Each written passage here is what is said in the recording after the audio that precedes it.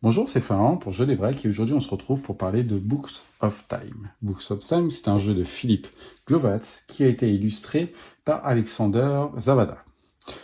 Le jeu se joue de 1 à 4 joueurs pour des parties environ entre 45 minutes et 60 minutes. 30 minutes si vous êtes habitué à jouer au jeu. C'est conseillé pour 14 ans et plus.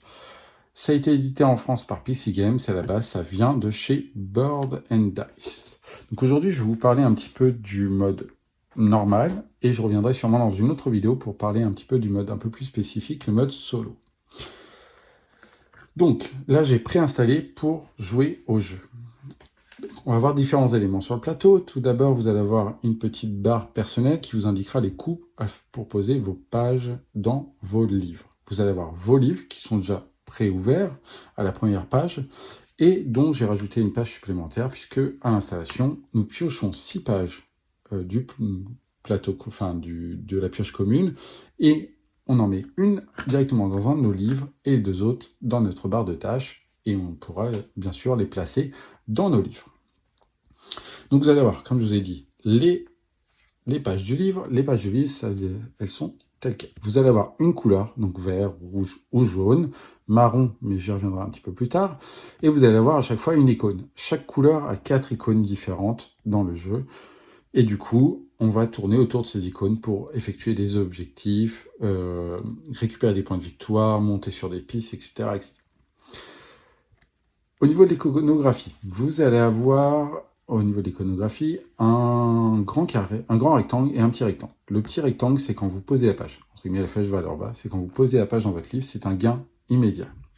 Donc par exemple, ici, j'ai posé cette page dans mon livre, la page de départ, qui me dit plus une page. Donc je vais pouvoir prendre une page. Donc je peux prendre une des 4 ici ou celle de la pioche. Donc par exemple, je vais prendre celle de la pioche. Et cela va faire glisser toutes mes pages comme cela. Donc c'est mon bonus de départ. Je n'ai pas besoin de payer le coût d'une carte au départ du jeu. C'est une carte gratuite. Maintenant, vous allez avoir un plateau personnel. Donc on commence tous à 10 points de victoire, comme vous pouvez le voir, tout simplement parce qu'on va pouvoir perdre des points de victoire pour effectuer des actions. Et ensuite, on place nos 3 autres jetons de notre couleur, que l'on a choisi avec notre petit marque-page. On les place en bas des pistes. Donc vous avez la piste commerce, vous avez la piste industrie, et vous avez la piste science, donc en rouge. Donc on les place en bas et on va pouvoir progresser tout au long de la partie. Ça va vous donner de plus en plus de points de victoire, soit en fin de partie, soit en cours de partie. J'y reviendrai un petit peu plus tard. Vous allez avoir le livre commun. Ce livre commun va servir de contour. Effectivement, vous allez pouvoir effectuer des actions sur ce livre commun. Donc une action au choix par tour de jeu. Donc par exemple, ici c'est mon tour. Je peux effectuer soit l'action, une des 2 actions du livre commun avant ou après avoir effectué une action, mon action principale. Donc là, pareil, ça servira en fait vraiment de contour. Et au fur et à mesure, donc vous allez jouer. Alors là, j'ai laissé un petit peu toutes les cartes pour voir qu'il y a quand même une plutôt belle rejouabilité, sachant que les cartes ont des dessins en commun dans ce livre-là, mais n'ont pas les mêmes effets. Alors que ici, si vous trouvez une carte qui a le même dessin, il aura le même effet dans la pioche commune. Donc voilà, donc vous allez jouer 16 tours en totalité, et pour vous rappeler un petit peu avant d'arriver à la fin des 16 tours, on va mettre un petit marque-page en disant dans 3 tours, c'est la fin du jeu. Donc, quand on arrive à celui-ci, on sait qu'il reste 3 cartes après, et ça sera la fin du jeu. Donc voilà. Vous allez avoir aussi des objectifs. Alors les objectifs sont un petit peu particuliers, c'est comme un petit peu des merveilles qu'on va devoir construire, enfin surtout dépiler, c'est bien le mot de la règle. Et donc là, ça me donne une condition. C'est-à-dire que dans mon livre jaune, je dois avoir ces symboles-là dans cet ordre-là. Si à la fin de la partie, j'ai ces symboles-là dans cet ordre, j'ai 11 points de victoire. Si je décide de dépiler, c'est-à-dire que je prends le risque d'avoir une condition un petit peu plus compliqué à avoir dans mon livre, mais par contre, ça me donne 17 points de victoire. Et ici, 24 points de victoire, vous avez 5 symboles différents à mettre dans votre livre. Donc ça va être un petit peu un choix, pas cornélien non plus, mais un choix à faire selon ce que vous voulez faire dans votre partie. Ici, par exemple, ces objectifs en rouge, c'est avoir 2 symboles médecine. Donc pareil, les objectifs sont différents en fonction des joueurs. Par exemple, je vais avoir médecine, sachant qu'il y en a pour 4 joueurs, ça va être les 4 symboles. Médecine, par exemple, ici les livres. Vous avez ensuite les microbes et les planètes. Donc, voilà. De toute façon, ils sont récapitulés ici. Donc, un autre joueur peut avoir 2 planètes ici et après le choix entre 2 icônes. C'est-à-dire que là, je dois avoir 2 médecines, donc 2 personnages de médecine en sciences, plus 2 personnages égaux, soit de planètes, soit de microbes, soit de livres. Et les objectifs verts, c'est avoir 3 symboles différents pour le premier, 4 symboles différents, plus 4 symboles différents, plus un engrenage. En gros, je dois avoir les 4 verts différents, 4 symboles verts, et avoir un engrenage. Donc 2 engrenages verts obligatoirement dans mon livre, sans pour autant d'ordre dans le rouge comme dans le vert. Donc ça, c'est vraiment dans le jaune où c'est le plus compliqué. Bien sûr, c'est celui qui rapporte le plus de points de victoire.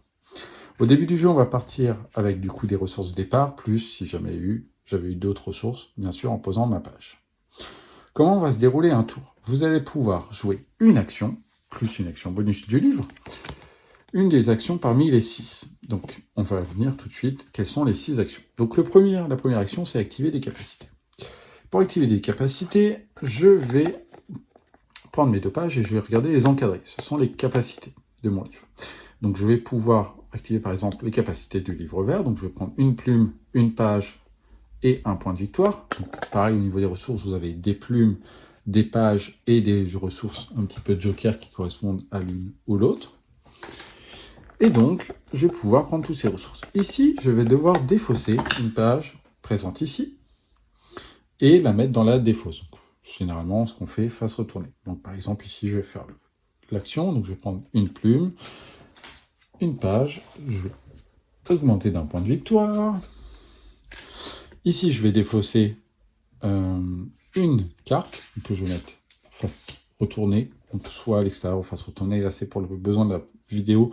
Normalement, je la mets plutôt à côté, de l'autre côté de la pioche. Et je vais pouvoir gagner 2 pages et gagner un autre point de victoire.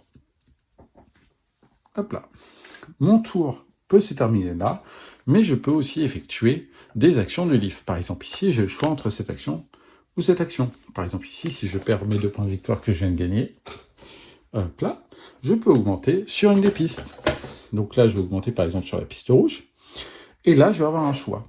Soit je peux récupérer le bonus de la piste, donc ici en l'occurrence monter sur une piste, donc un autre niveau, ou alors dépiler un des objectifs pour le rendre un peu plus fort, mais avoir beaucoup plus de contraintes. En l'occurrence ici, je vais plutôt aller chercher à monter sur une autre piste. Ici, ça me dit que je peux prendre 2 cartes. Je vais pouvoir prendre 2 autres cartes. Donc, par exemple, je vais prendre celle-ci et celle-ci. Donc, pareil, on remet à chaque fois. Et donc, c'est dans l'ordre où vous allez les prendre.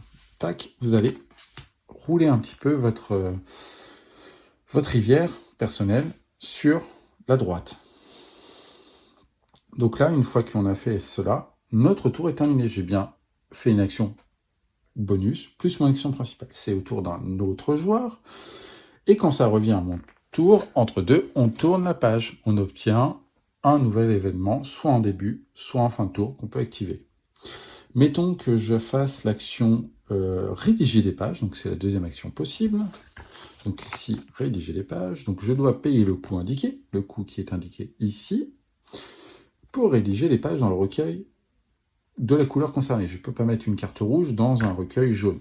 Et voilà, pour toutes les pages. Comment on paye le coût? En fait, je peux poser plusieurs pages dans mes livres. Je peux payer, par exemple, ici, le coût de 3, mais du coup, je pourrais payer, ne pas payer les ressources d'une autre. Donc là, en l'occurrence, je vais payer, par exemple, ici, les ressources pour cette carte rouge. Tac, tac. Je vais pouvoir directement la mettre dans mon livre. Alors, ce que je n'ai pas dit, c'est qu'une fois qu'on a activé les capacités, on tourne la page entre deux. C'est vrai que c'est un petit oubli. C'est vrai qu'on tourne la page et on a d'autres capacités. Ça permet en fait de faire évoluer son livre et d'éviter de placer nos cartes dans un certain... Enfin, ça nous oblige à placer nos cartes dans un certain ordre, surtout pour le livre jaune avec les objectifs ici présents. Donc là, en l'occurrence, j'ai placé la carte rouge. Je peux de nouveau payer dans ressources, tac, tac, et placer cette carte, par exemple, ici. Et donc la carte que j'ai placée vient toujours là où le livre est ouvert. Dans l'occurrence, là, je n'ai plus assez de ressources pour payer, mais par contre, je peux aller effectuer une capacité. Donc, bien sûr, j'aurais dû sûrement l'effectuer avant, mais là, par exemple, je vais pouvoir payer. Donc, je vais effectuer la capacité qui est ici, payer et prendre les ressources. Comme j'ai joué d'abord mon action principale, je ne peux pas revenir vers mon action principale. Donc là, je suis obligé de passer mon tour et c'est au joueur suivant. Maintenant qu'on a que le joueur suivant a joué, bien sûr, on tourne à chaque fois le livre d'événements. Donc vous voyez, c'est plutôt rapide. En fait, chacun va jouer son tour. Et dès que tous les joueurs ont joué, on tourne le livre événement. Donc normalement, vous aurez 4 tours avec le livre événement ouvert. Et on passe, entre guillemets, à une manche suivante, etc., etc. Vous pouvez fermer un recueil. Lorsque vous fermez le recueil, donc c'est-à-dire par exemple le recueil ouvert, je pourrais prendre toutes les bonus immédiats précédents. Donc par exemple, ici, 2 points de victoire. Et c'est tout, parce que je n'ai pas d'autre iconographie visible. Donc je ferme le livre et je le rouvre à la première page. Donc bien sûr, on ne compte pas la page qui est ici. On prend les pages antérieures à la page ouverte. Donc voilà comment on ferme un recueil. Là, en l'occurrence, je ne peux pas jouer le premier. Par contre, je peux jouer le deuxième. Donc toujours une fois, je baisse d'un point de victoire. Je récupère 2 stylos-plumes, plus une page. Et voilà, mon tour est fini. Les autres joueurs jouent, et tous les joueurs, dès qu'ils ont joué, on tourne la page événement, et on vient à une nouvelle action. L'action, c'est piocher. Donc en l'occurrence, là, je dois prendre 2 cartes de la pile commune. Donc par exemple, ici, je peux prendre celle-ci, donc il va venir ici. Je me dis que finalement, celle-là m'intéresse, et voilà. J'ai pioché mes 2 cartes, j'ai fini l'action de piocher. Bien sûr, vous allez me dire, en fait, qu'est-ce qui arrive quand vous arrivez au bout? En fait, si vous arrivez au bout et que vous essayez de mettre une nouvelle page, en l'occurrence là, et en fait, la dernière page, quand vous la poussez, elle va dans la défausse. Donc, pas trop de conséquences en point de victoire, etc., etc. Mais si c'est une page qui vous intéresse, vous vous retrouvez un petit peu bloqué. Donc, en l'occurrence, par exemple, ici, on va voir que je vais effectuer cette action-là. Là, je vais vous regarder combien j'ai de cartes dans le livre rouge. Donc là, j'en ai 3. Il m'en demande au minimum 2. Et qu'est-ce que ça me dit? C'est-à-dire que je peux prendre une carte, donc je vais les renouveler. Donc par exemple, je vais prendre celle-ci. Et je dois à nouveau pousser, hop là, pour pouvoir la mettre dedans. Plus je gagne un petit point de victoire.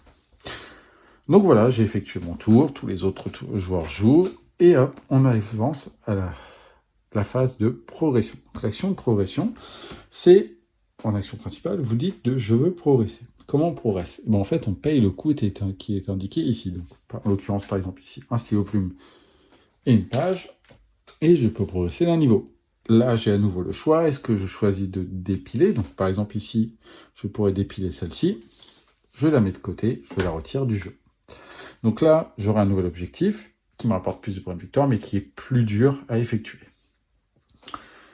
Et donc, le bonus qui était en dessous, je ne le prends pas. Là, en l'occurrence, c'était un petit dossier, donc un petit peu la ressource Joker.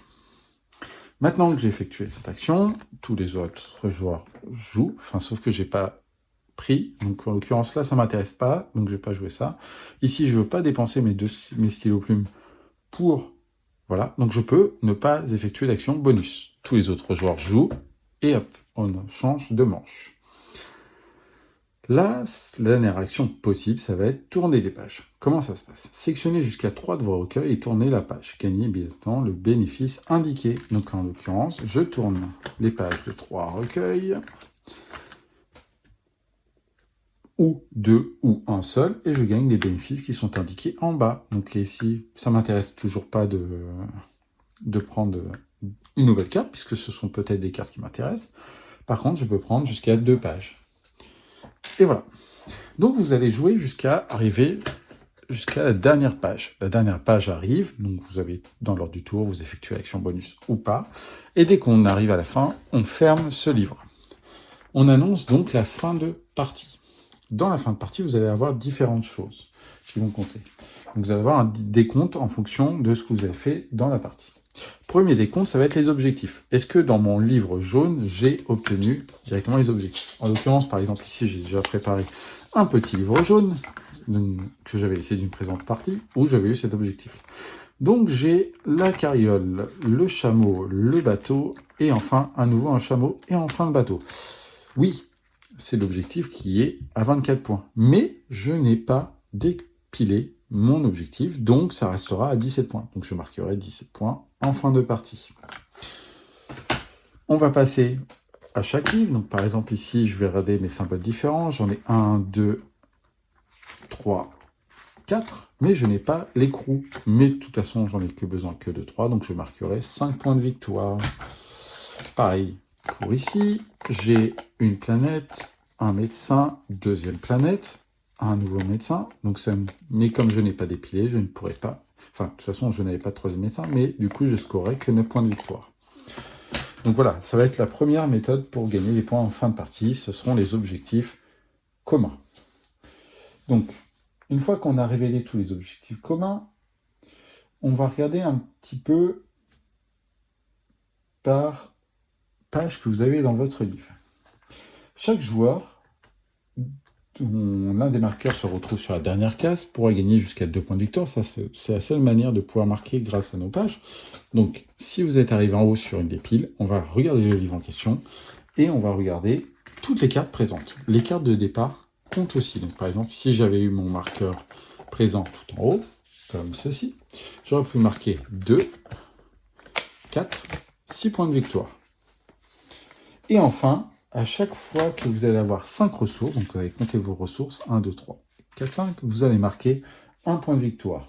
Les classeurs comptent comme une ressource simple, donc il vaut mieux les utiliser au cours de la partie pour éviter de perdre leur utilité de bonus.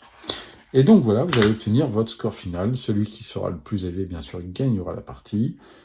Et la partie, ça se jouera sur le score donné.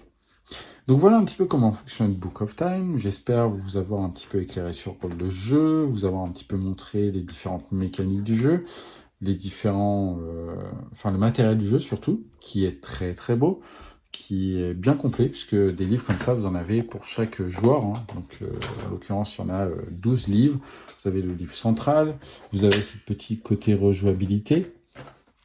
Et donc je pense que je ferai une autre vidéo donc pour le solo, deuxième vidéo pour le solo, et une troisième vidéo, puisque là je dois être à peu près à 6-7 parties. Donc je viendrai faire une troisième vidéo à peu près vers une vingtaine de parties pour vous donner mon avis sur les mécaniques, est-ce que c'est au niveau rejouabilité, est-ce que c'est toujours bien, est-ce que j'ai toujours envie d'y rejouer, et où est-ce que je vais un petit peu le doser, le jeu.